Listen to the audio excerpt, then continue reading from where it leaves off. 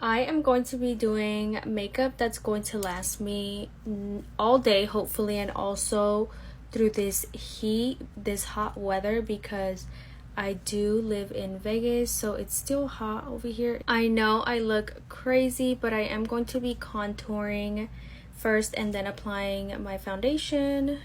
I'm going to be running a couple errands first. I need to go get blood work done, and then I'm going out to dinner later in the day, so I definitely do not have time later to do my makeup, so I might as well do it before I go run errands and stuff. But you guys already know I love to cream contour before my foundation because it saves me foundation. Like, I use less foundation. I am just going in with the NARS Sheer Glow foundation. You guys already know I have been obsessed with this foundation lately, and I am just applying it like in these areas right here. You guys already know if I am talking in my videos, that means that there is going to be parts to it because I talk a lot or I just take my sweet ass time. See, I told you it comes together. Like, once you apply the foundation and blend it out, it all meshes really well together.